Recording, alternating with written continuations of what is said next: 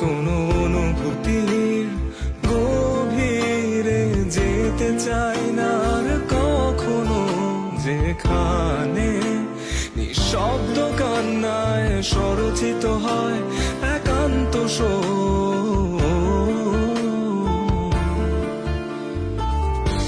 যা কিছু তার